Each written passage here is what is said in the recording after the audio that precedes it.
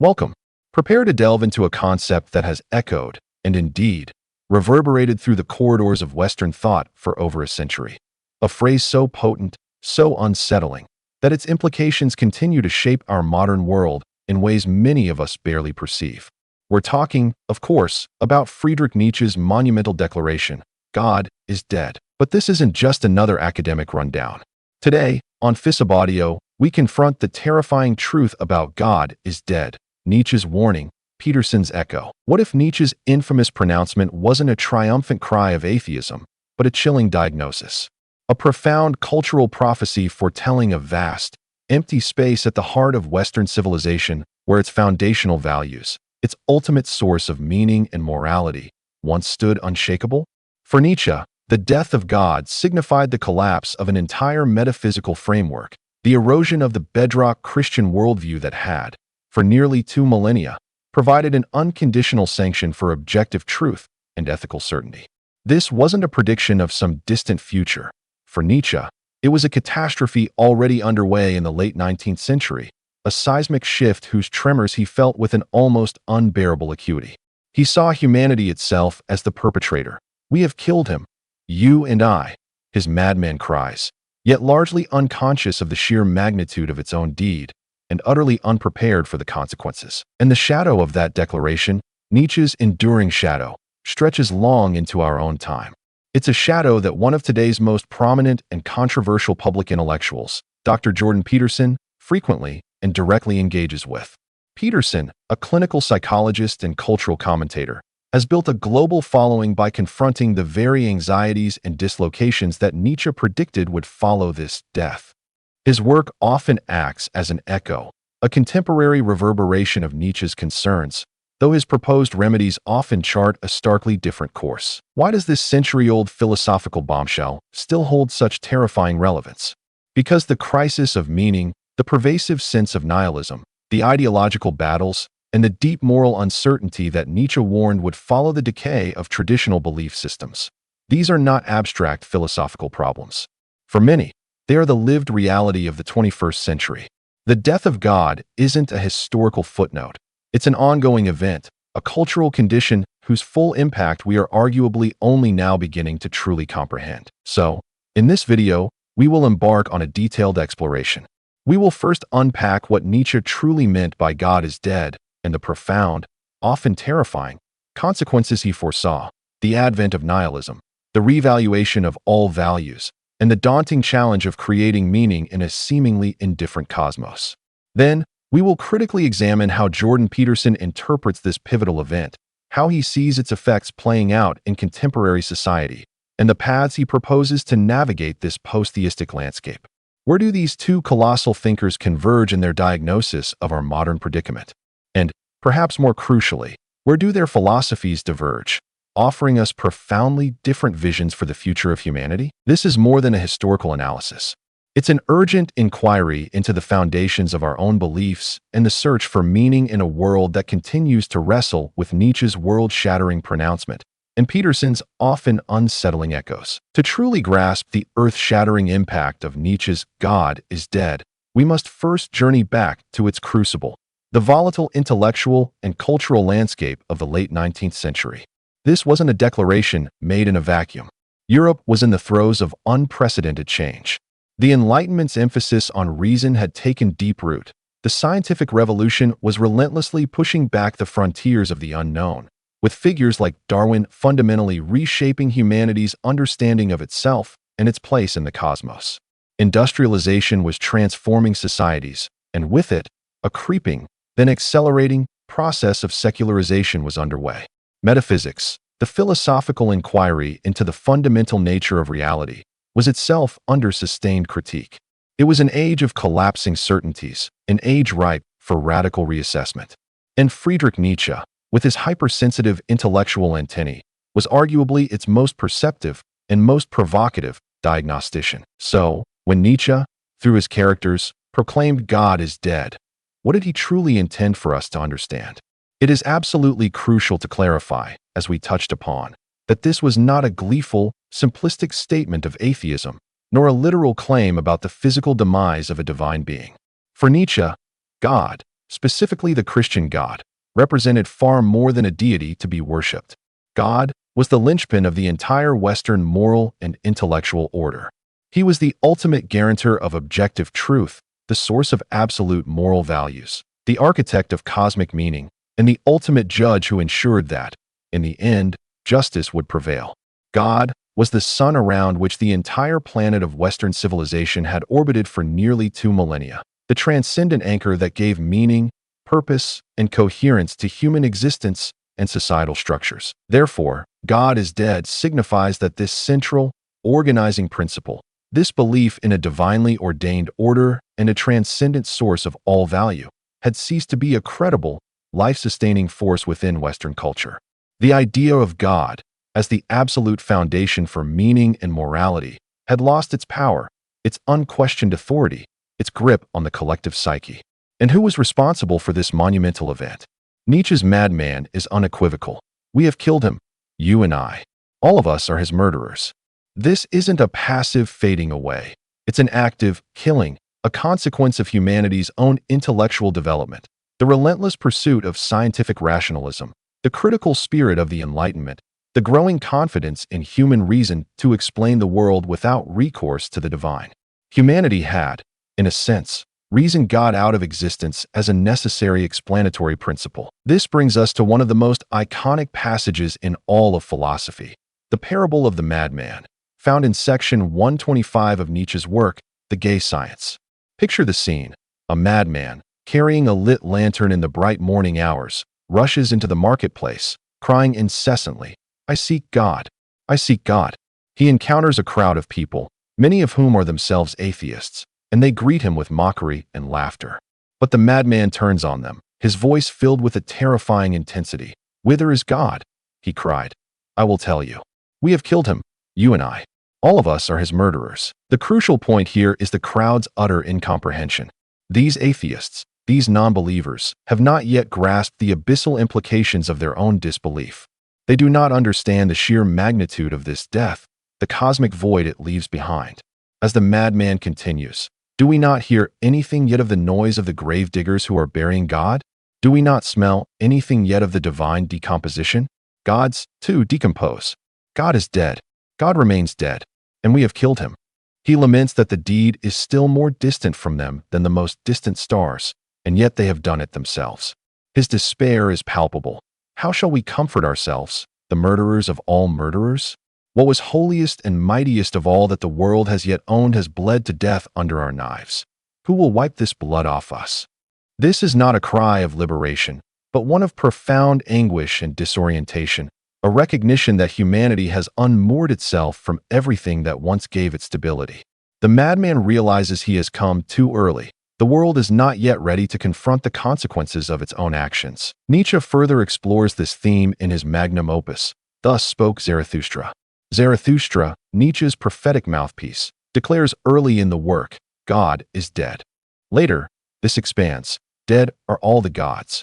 This signifies a departure not just from the Christian God, but from all traditional, transcendent sources of values, opening a path, a perilous one, for humanity to define its own purpose, epitomized in Nietzsche's concept of the Übermensch or Overman. It's vital, then, to understand that Nietzsche's proclamation soars far beyond simple atheism, which he considered a rather trivial and uninteresting stance for the intellectuals of his era. God is dead is a profound cultural and psychological diagnosis. It signifies the erosion, the crumbling, of the entire metaphysical edifice that had provided coherence, authority, and a sense of ultimate grounding to Western values for centuries. The German philosopher Martin Heidegger would later interpret this as marking nothing less than the end of metaphysics as it had traditionally been understood. Psychologically, the idea of God, which for many served as a profound comfort, a source of solace in suffering, and a guarantor of ultimate justice, was now fatally undermined, leaving humanity psychically exposed. And what were the immediate consequences Nietzsche foresaw from this epochal event? Primarily, the collapse of moral certainty. In Twilight of the Idols, he writes with stark clarity, "When one gives up the Christian faith, one pulls the right to Christian morality out from under one's feet. This morality is by no means self-evident. By breaking one main concept out of it, the faith in God, one breaks the whole. nothing necessary remains in one's hands. If there is no divine lawgiver, no transcendent arbiter of good and evil, then on what firm basis do our moral values rest?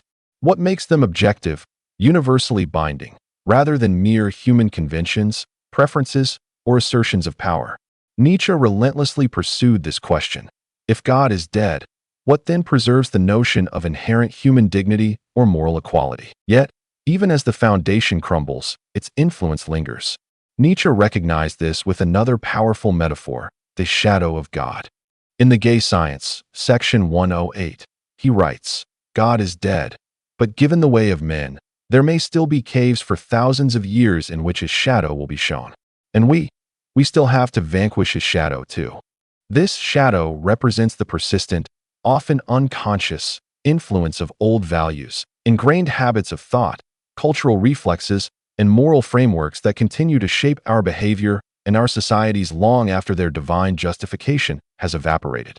It highlights the immense difficulty of truly emancipating ourselves from these inherited structures, of thinking and valuing in a genuinely new way. But, and this is of paramount importance, Nietzsche is not merely a prophet of doom, a passive chronicler of decline.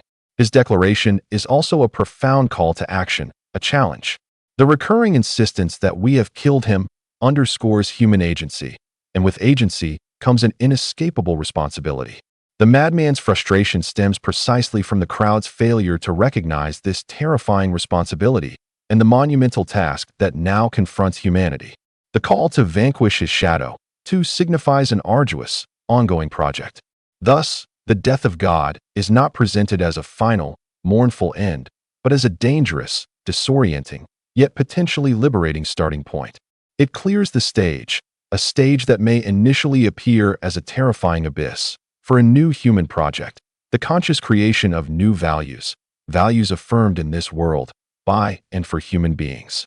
While the initial portrayal through the madman is steeped in crisis and dread, this very crisis, for Nietzsche, contains the seeds of an unprecedented opportunity for those free spirits courageous enough to look into the abyss and forge a new path. Nietzsche's diagnosis of God as dead was not an endpoint, but the shattering prelude to a series of profound and deeply unsettling consequences he believed would inevitably follow.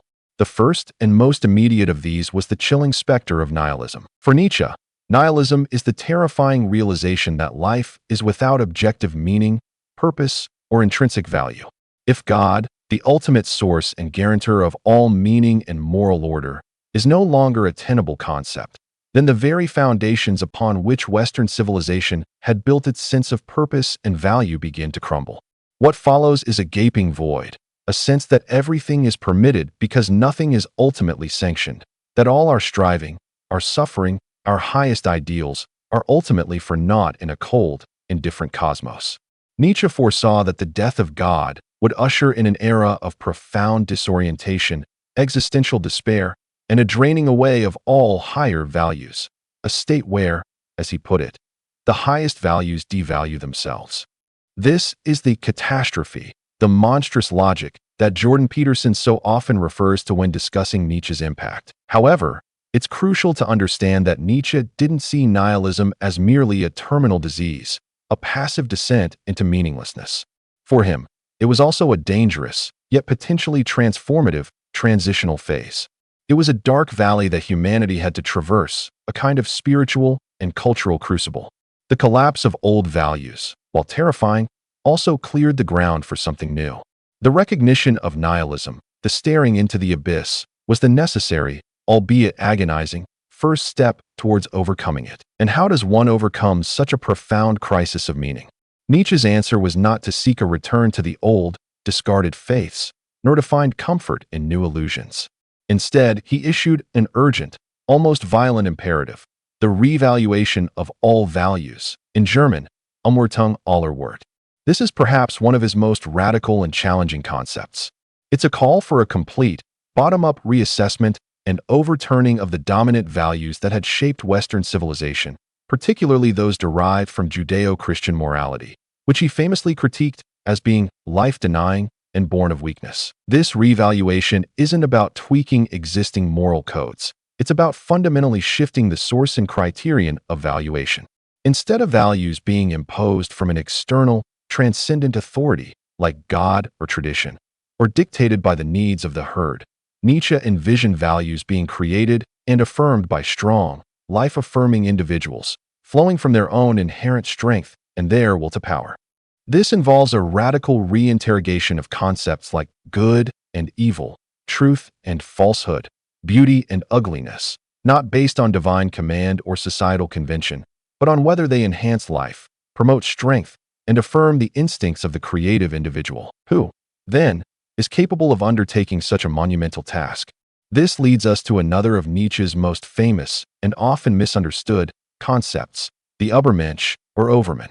The Übermensch is not a biological Superman, nor does it refer to any specific race or nationality. Such interpretations are gross distortions, infamously exploited by the Nazis.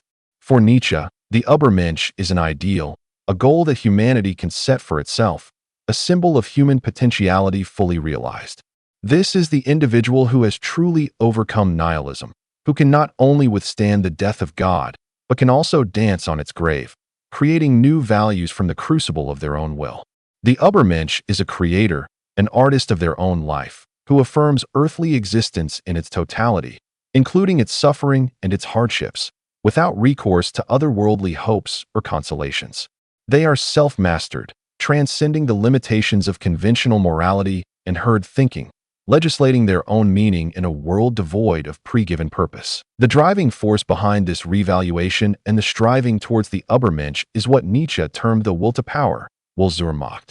This is not simply a crude lust for domination over others, though it can tragically manifest in such ways. More fundamentally, Nietzsche conceived of the will to power as the primal, underlying force that animates all life, a relentless striving for growth, expansion, self-overcoming, mastery, strength, and the creative expression of one's fullest potential. It is the will to discharge strength, to impose one's interpretations on the world, to shape and form. Nietzsche saw it as a more fundamental drive than even Schopenhauer's will to live. For Nietzsche, life doesn't merely want to preserve itself. It wants to enhance itself, to overcome itself, to become more. This will to power can be channeled into philosophy as the will to truth, into art as the will to illusion or will to creation, or, in its most direct form, into the creation of new values. To understand Nietzsche's call for a revaluation, we must also grasp his critique of existing morality through the lens of master-slave morality, a concept he powerfully articulates in works like On the Genealogy of Morality. He argues that there are fundamentally two types of morality. Master morality originates with the noble, the strong, the powerful, the self-assured individuals. They create values out of an affirmation of themselves. Good is what they deem to be good, qualities like strength, health, creativity, courage, and pride. Bad is simply what is common, weak, or contemptible in their eyes. This is a morality of self-glorification. Slave morality, in stark contrast, arises from the perspective of the weak, the oppressed, the suffering, those who harbor what Nietzsche calls ressentiment, a deep-seated, venomous blend of resentment, envy, and hatred towards the masters. Slave morality is inherently reactive. It begins by defining the other, the master, as evil, and then, by a process of inversion, it defines itself as good. Thus, qualities that are useful or comforting to the weak, humility, pity, kindness, patience, altruism, subservience, are elevated as virtues. Nietzsche famously identifies Judeo-Christian ethics as the historical triumph of slave morality, a slave revolt in morals that inverted the aristocratic values of the ancient world. For Nietzsche, the death of God strips away the transcendent justification for slave morality, exposing its psychological roots in ressentiment. This, in turn, opens up the possibility, indeed, the necessity, for a reemergence or recreation of new forms of master morality, spearheaded by those individuals capable of becoming Übermenschen. Ultimately, Nietzsche's proposed path forward from the abyss of nihilism is profoundly individualistic and aristocratic. Aristocratic not in a social or political sense, but in a spiritual one. It is a call for the self-overcoming, the self-perfection, and the value creation of exceptional individuals, those free spirits who are strong enough to break free from the shackles of herd morality and to bear the immense freedom and responsibility that the death of God thrusts upon humanity. This is a direct challenge to collective solutions, to democratic leveling, and to any morality that prioritizes the comfort of the many over the flourishing of the few potential creators. The burden of meaning, in Nietzsche's stark vision, falls squarely upon the shoulders of these rare, self-legislating individuals. Friedrich Nietzsche cast a long, formidable shadow, and few contemporary public intellectuals have stepped into that shadow with as much direct engagement and consequence as Dr. Jordan Peterson. A clinical psychologist and professor emeritus, Peterson rose to global prominence in part by grappling with the very existential anxieties and societal fractures that Nietzsche so powerfully diagnosed over a century ago. It's essential to understand that Peterson holds Nietzsche in high regard, not necessarily as a purveyor of solutions he would endorse, but as an astonishingly prescient diagnostician, a thinker of profound intellectual depth who peered into the abyss of the Western soul and reported back with terrifying clarity. Peterson has taught Nietzsche's works, like Beyond Good and Evil, and frequently acknowledges him as a thinker who dived into the depths and told the truth about what he saw. For Jordan Peterson, Nietzsche's declaration, "God is dead," is far from a celebratory statement of newfound human freedom. Instead, he interprets it primarily as a grave and somber warning, a catastrophic diagnosis of a monumental crisis already unfolding. Peterson emphasizes that this death is not primarily about whether a divine entity literally exists or not. Rather, it signifies the collapse, the disintegration of the entire Judeo-Christian moral, metaphysical, and narrative structure that had served as the bedrock of Western civilization for millennia. This framework, Peterson argues, provided not only a shared understanding of good and evil, but also a map of meaning, a way to navigate the inherent suffering of existence, and a bulwark against chaos. Its death, therefore, leaves an immense, gaping void, a psychological and societal vacuum of terrifying proportions. Nietzsche, in Peterson's reading, foresaw with chilling accuracy that the unifying spirit which organizes human societies and gives individual lives a transcendent purpose was being fatally undermined, paving the way for widespread anxiety, despair, and societal fragmentation. Perhaps the most crucial element of Peterson's interpretation is his assertion that Nietzsche prophetically anticipated the horrors of the 20th century that would arise from this void. Peterson draws a direct and stark causal line from the death of God to the rise of the murderous, totalitarian ideologies of the 20th century, primarily Nazism and Soviet communism. His argument is compelling and deeply unsettling. When the traditional transcendent value system crumbles, human beings, who possess an innate religious instinct and an abhorrence for a vacuum of meaning, do not simply become rational secularists. Instead, they become desperately susceptible to ersatz religions, to new, all-encompassing belief systems that promise to fill the void left by the departed God. These often take the form of rigid, utopian political ideologies. These ideologies, as Peterson sees them, become new, and far more dangerous, gods. They offer a seemingly comprehensive explanation of the world, a clear enemy, and a promise of a future paradise on earth, but they demand absolute adherence and justify unspeakable atrocities in their name.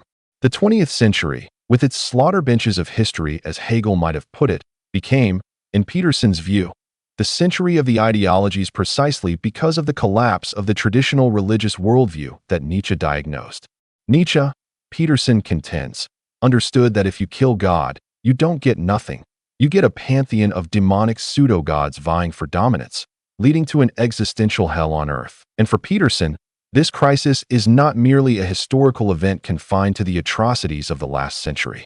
He argues vehemently that the consequences of the death of God are acutely present and continue to unfold in contemporary Western culture.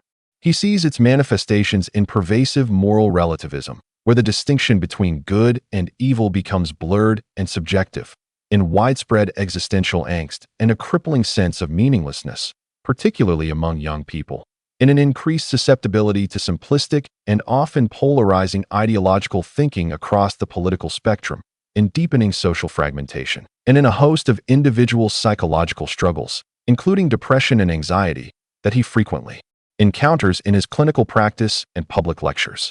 The absence of a clear, inherited moral compass, a shared narrative of meaning, leaves individuals and entire societies adrift, vulnerable to both personal despair and collective folly. Thus, Jordan Peterson's interpretation of God is dead consistently focuses on its destructive, disorienting, and psychologically destabilizing aspects.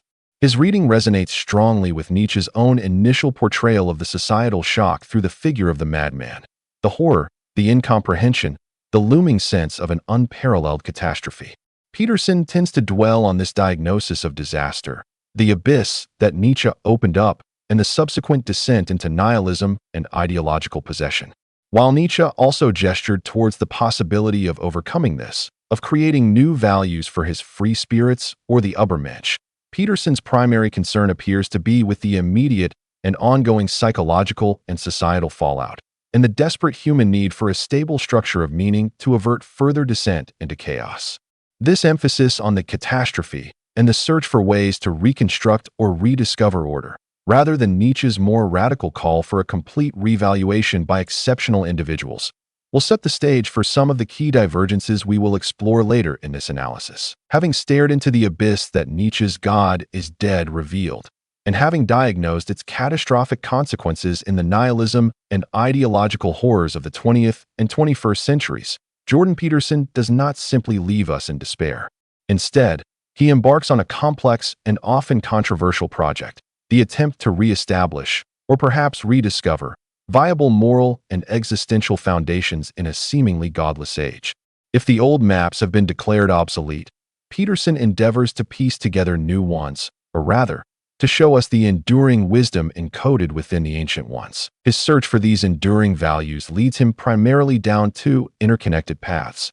Firstly, Peterson frequently champions the profound psychological wisdom embedded within Judeo-Christian ethics and narratives. He argues that these ancient stories, developed and refined over millennia, the tales of Adam and Eve, Cain and Abel, the Exodus, the life of Christ, are not mere primitive superstitions, but sophisticated metaphorical representations of the perennial human condition. They are, in his view, maps of meaning, complex psychological dramas that articulate timeless truths about good and evil, chaos and order, suffering and redemption, and the path towards a meaningful life. Even if one does not subscribe to their literal or dogmatic theological claims, Peterson insists that these narratives contain an invaluable, empirically tested guide for successful human existence, a moral architecture that Western civilization abandoned at its extreme peril. Secondly, and deeply intertwined with his interpretation of religious narratives, is Peterson's profound reliance on mythology and the archetypal psychology of Carl Jung. Jung, a one-time disciple of Freud, posited the existence of a collective unconscious, a reservoir of shared, inherited psychic structures or archetypes that manifest in myths, dreams, religions, and art across all cultures. Peterson extensively employs concepts like the Great Mother and Great Father archetypes, the wise old man, the shadow, the dark, unacknowledged aspect of the psyche, the divine child, and crucially, the archetype of the hero confronting the dragon of chaos. For Peterson, myths are not falsehoods, but profound allegories, symbolic representations of the fundamental structures of human experience and the cosmos as we subjectively encounter it. The hero's journey, venturing into the unknown, chaos, confronting a formidable challenge, the dragon, and returning with a boon, order, wisdom, redemption, becomes a central metaphor for the courageous and meaningful life. This leads directly to Peterson's significant critique of Nietzsche's concept of the Übermensch and the radical creation of values. While acknowledging Nietzsche's brilliance in diagnosing the problem, Peterson expresses deep skepticism, often outright rejection, of the idea that individuals can, or should, attempt to invent their own values ex nihilo, from scratch. He argues that human beings are far too complex, too internally conflicted, a house divided against itself, as he often says, and too deeply embedded within ancient biological and psychological structures to reliably concoct a viable moral framework independently. Such an attempt, he fears, can lead to immense arrogance, delusion, and potentially further chaos, unmoored from the accumulated wisdom of millennia. For Peterson, fundamental values are not so much created by individual fiat as they are discovered or recognized through honest engagement with the deep structure of reality, through an understanding of our evolved nature, and through the symbolic wisdom encapsulated in tradition and myth. He has characterized Nietzsche's call for the individual to legislate their own values as a potentially monstrous error. So, if not the radical creation of values, what is Peterson's practical prescription for navigating the post-God is dead landscape? It centers overwhelmingly on individual responsibility, the pursuit of truth, and the voluntary confrontation of suffering. Individual responsibility. This is a cornerstone of Peterson's philosophy, famously encapsulated in his 12 Rules for Life. He issues a constant, almost relentless call for individuals to take responsibility for the state of their own lives, their families, their communities. Set your house in perfect order before you criticize the world, he advises. For Peterson, meaning is not something passively found, but actively forged in the crucible of responsibility, by shouldering your share of the burden of being. Speaking the truth, or, at least, not lying. Peterson places immense emphasis on the profound moral and psychological importance of truthful speech. To speak truthfully, he argues, is to align oneself with the structure of reality, to build character, and to resist the corrupting influence of deceit. Lies, even small ones, distort perception, weaken the individual, and pave the path towards personal and societal pathology. Confronting suffering voluntarily. Peterson, like Nietzsche and many existential and religious traditions, acknowledges that suffering is an inherent, unavoidable dimension of human existence. However, instead of succumbing to it or seeking to merely escape it, he advocates for its voluntary acceptance and courageous confrontation. By willingly taking on difficult challenges, by facing pain and adversity head-on, individuals can discover hidden strengths, forge resilience, and find profound meaning. He frequently invokes Viktor Frankl's sentiment, itself echoing Nietzsche. He who has a why to live can bear almost anyhow. In articulating these paths, Peterson also draws heavily from the influence of the great Russian novelist Fyodor Dostoevsky. Works like Crime and Punishment, The Brothers Karamazov, and Demons are, for Peterson, unparalleled psychological explorations of the consequences of nihilistic ideas, the nature of faith and doubt, the terrifying depths of human evil, and the possibility of redemption through suffering and love. Characters like Raskolnikov, who attempts to become a Nietzschean extraordinary man by transgressing moral law, or Ivan Karamazov with his searing indictment of God in a suffering world, serve as cautionary tales. Conversely, figures like Sonia Marmeladova or Alyosha Karamazov often embody for Peterson a path towards meaning found not in grand intellectual schemes, but in humility, compassionate action, and an embodied commitment to the good. Dostoevsky's Grand Inquisitor parable, in particular, is frequently cited by Peterson as a profound meditation on the tension between human freedom and the seductive allure of security and authoritarian control, a theme deeply relevant to the ideological temptations that arise after the death of God. Ultimately, Peterson's response to the death of God involves a strategic and profound re-engagement with and reinterpretation of existing value structures, primarily those found in Judeo-Christian narratives, mythology, and archetypal psychology, often framed through an evolutionary and psychological lens. This stands in stark contrast to Nietzsche's call for a radical, revolutionary break from these traditions and the audacious creation of entirely new values by the self-legislating Übermensch. Where Nietzsche sought to clear the old ground and build anew, Peterson seeks to uncover the enduring wisdom buried within the foundations of the old, arguing that these structures, properly understood, still offer the most viable path to meaning and order. While Peterson often speaks of God in psychological, metaphorical, or archetypal terms, he also alludes to a belief in, or at least a profound respect for, God, or something like God, a higher organizing principle, a transcendent reality akin to the logos that is more than mere human convention. This indicates a need for some form of grounding for values that extends beyond the individual will, a notion Nietzsche explicitly sought to dismantle. And finally, while both thinkers place suffering at the very center of human existence, their proposed orientations towards it differ in emphasis. Nietzsche's amor fati, the love of fate, calls for a joyful, almost ecstatic affirmation of all aspects of life, including its most horrific suffering, as an integral part of a totality to be embraced.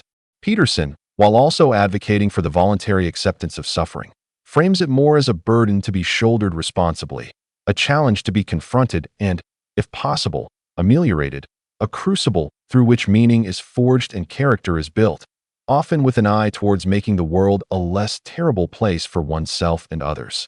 The emphasis is on courageous endurance and the redemptive potential found within that struggle, rather than Nietzsche's more radical, all-encompassing affirmation of fate itself. Having explored Nietzsche's radical diagnosis and Peterson's profound engagement with it, we now arrive at a direct philosophical dialogue. Let's juxtapose their core positions on the pivotal issues arising from the death of God, creating a kind of conceptual comparison. On the meaning of God is dead. For Nietzsche, it's the cultural and psychological collapse of Christianity's metaphysical foundation for values. A profound crisis, yes, but also an opening for new human possibilities. For Peterson, it's primarily a catastrophic loss of the West's moral and narrative bedrock, direly predicting nihilism and the rise of totalitarian horrors. On the nature of nihilism, Nietzsche sees it as an inevitable consequence of God is dead, a disorienting transitional phase, but one that holds the potential, if traversed courageously, for the creation of new, life-affirming values. Peterson views nihilism primarily as a destructive force, leading to meaninglessness, individual despair, and a dangerous susceptibility to ideological possession. On the source of values, Nietzsche champions values created by strong individuals, the Übermenschen, through their will to power, affirming earthly life and transcending old moralities. Peterson argues for values being discovered or rediscovered within enduring traditions, particularly Judeo-Christian, mythology, and universal psychological archetypes, validated through responsible engagement with reality. On the ideal human response, for Nietzsche, it's the Übermensch, the self-overcoming individual who creates values and lives beyond conventional notions of good and evil. For Peterson, it's the responsible individual, the archetypal hero who confronts chaos, speaks the truth, courageously bears suffering, and finds meaning within established, though perhaps reinterpreted, narrative and moral structures. On the nature of morality itself, Nietzsche offers a scathing critique of what he terms slave morality, rooted in Judeo-Christian ethics, and advocates for, or at least explores, a master morality or values created by the strong, affirming life. Peterson, conversely, tends to ground morality in evolved psychological structures, archetypal narratives, and the deep wisdom of Judeo-Christian ethics, often emphasizing a more inherent sense of good and evil. On the role of suffering, Nietzsche calls for a more fatty, a radical affirmation and even love of one's fate, including all suffering, as integral to growth and the will to power. Peterson advocates for the voluntary acceptance and bearing of suffering as a necessary burden, a catalyst for finding meaning and responsibility, often within a framework that implies redemptive potential. On traditional religion, specifically Christianity, Nietzsche is famously and fiercely critical, viewing it as the historical source of life-denying slave morality. Peterson, while not necessarily a traditional theologian, sees it as containing profound and indispensable psychological and moral wisdom, essential for both individual and societal flourishing, despite any institutional pathologies. Despite these stark contrasts, there are significant points of convergence. Both thinkers profoundly acknowledge the deep crisis of meaning that arises from the decline of traditional religious belief in the West. Both identify nihilism as a major threat or an inevitable consequence to be reckoned with. Both stress the crucial importance of confronting suffering and the human need for a why to endure the hardships of existence. And both are deeply critical of overly simplistic, purely rationalistic, or utopian solutions to these complex existential problems. However, the points of divergence are arguably more defining. The most fundamental is the question of values, Nietzsche's call for radical, individualistic creation versus Peterson's emphasis on the rediscovery and strategic re-engagement with traditional and archetypal wisdom. Their attitudes towards the death of God itself differ. Nietzsche's free spirits might see it as a challenging new dawn, an opportunity for the strong to forge new paths, while Peterson primarily views it as a societal catastrophe, demanding urgent repair and the re-establishment of stabilizing foundations. Consequently, the role of the individual differs. Nietzsche's Übermensch is a radical legislator of values, breaking with the past. Peterson's archetypal hero navigates, redeems, and often restores order within frameworks that draw from that very past. Even Nietzsche's will to power is sometimes interpreted by Peterson in a less radical light. perhaps as an upward drive for meaning or full development, a departure from Nietzsche's more fundamental, often amoral, life force. Peterson's interpretation of Nietzsche has, unsurprisingly, drawn significant academic and philosophical critique.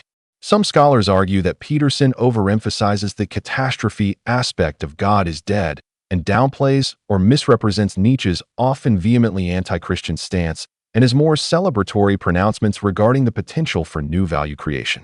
Accusations of selective reading or even serious misuse of Nietzsche arise, suggesting Peterson appropriates Nietzsche's diagnostic power to ultimately bolster arguments for a return to, or at least a profound respect for, values derived from Judeo-Christian tradition, something Nietzsche himself would likely have excoriated. Peterson's dismissal of the Übermensch's capacity for genuine value creation is also a major point of contention for many Nietzsche scholars who see this as absolutely central to Nietzsche's philosophical project. Some critics have even described Peterson's framework as a kind of paradoxical Nietzschean Christianity, where evolutionary success or pragmatic utility, a kind of will to power, becomes a criterion for truth, yet this truth is still sought within a reinterpreted Christian or archetypal metaphysical landscape. At its core, the dialogue, or perhaps the tension between Nietzsche and Peterson revolves around this pivotal question. Does the death of God necessitate a complete, revolutionary break with past value systems, a courageous leap into the unknown to forge something entirely new, as Nietzsche envisioned? Or does it demand a strategic, thoughtful re-engagement with the deepest wisdom of our traditions, reinterpreted for a secular age, to find sustainable meaning and avert societal collapse, as Peterson proposes? Peterson appears to wrestle with Nietzsche simultaneously as a profound diagnostician of a terminal societal illness and as a dangerous prescriber of radical, potentially destabilizing, cures. He largely accepts Nietzsche's diagnosis of the death of God and its immediate nihilistic fallout, but recoils from, or heavily modifies, Nietzsche's proposed solutions like the Übermensch and the radical creation of values from an individualistic void. Perhaps a deeper layer to this divergence lies in their potentially fundamentally different conceptions of truth and value. For Nietzsche, values are ultimately human creations, interpretations imposed upon a meaningless world by the will to power. His perspectivism famously suggests there are no facts, only interpretations. His revaluation of values is precisely about forging new, life-enhancing interpretations. Peterson, on the other hand, often speaks of truth, particularly moral and psychological truth, in a way that suggests it is more akin to an evolved, archetypally grounded reality that individuals discover and align themselves with for successful and meaningful adaptation. His maps of meaning posits deep, evolved symbolic structures, archetypes, that are true in a pragmatic, evolutionary sense. They guide successful action and promote flourishing. This fundamental difference in their epistemological and ontological assumptions about the nature of values inevitably underpins their dramatically different responses to the chilling pronouncement that God is dead. So we've journeyed through the labyrinthine thoughts of Friedrich Nietzsche and Jordan Peterson, two intellectual titans grappling with one of the most profound pronouncements in modern history: God is dead. We've seen Nietzsche's radical call for a complete revaluation of values and the emergence of the Übermensch, standing in stark contrast to Peterson's urgent plea for a rediscovery of meaning through tradition, archetypal wisdom, and profound personal responsibility. This intricate dialogue isn't merely an academic exercise.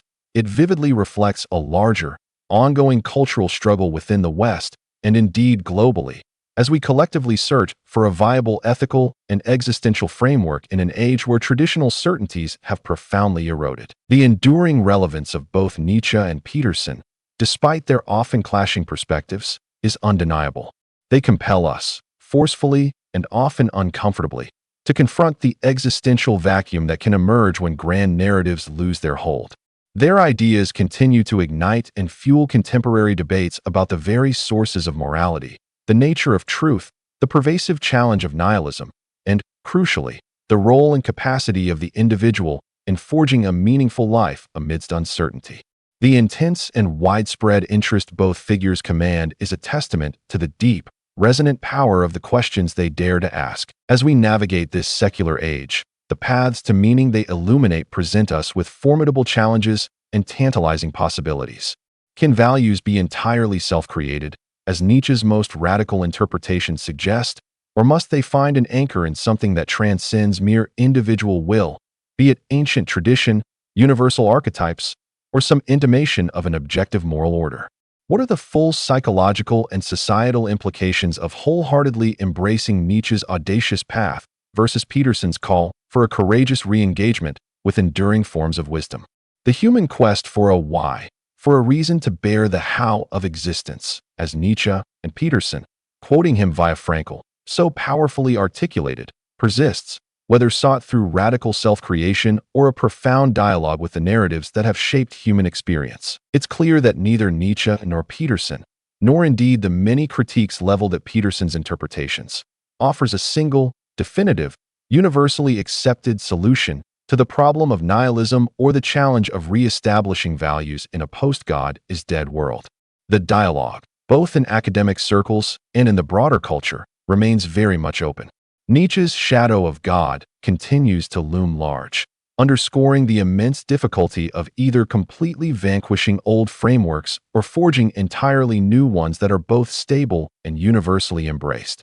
Nietzsche's own project carries the inherent risk of nihilism itself if the Übermensch fails to emerge, or if the will to power manifests in purely destructive ways. Similarly, Peterson's endeavor to reground values in tradition and archetypal wisdom faces its own challenges, from secular critiques of those traditions to questions about the universal applicability or interpretation of such ancient narratives. Yet, in this complex and often unsettling landscape, there is a final, powerful point of convergence, perhaps their deepest, at least in practical terms. Ultimately, both Friedrich Nietzsche and Jordan Peterson, each in their own distinct and demanding way, place a significant, almost heroic, burden squarely upon the shoulders of the individual. It is the individual who must confront these monumental existential questions. It is the individual who must strive to forge a path towards meaning. For Nietzsche, this is embodied in the audacious self-creation and legislative will of the Übermensch.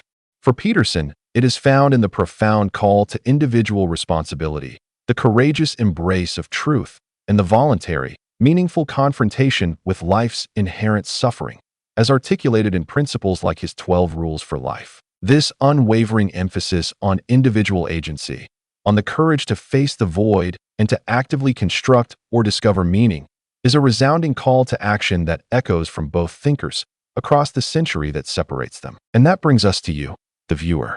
Here on PHISUBAUDIO, we believe in exploring these profound questions. What are your thoughts on this dialogue between Nietzsche and Peterson? Which perspective resonates more with your own understanding of morality and the search for meaning in the 21st century? We encourage you to continue this critical engagement. Please share your insights and reflections in the comments below. If you found this analysis thought-provoking, do give it a like, share it with others who might appreciate it, and be sure to subscribe to PHISUBAUDIO for more deep dives into the ideas that shape our world. Thank you for joining us on this journey.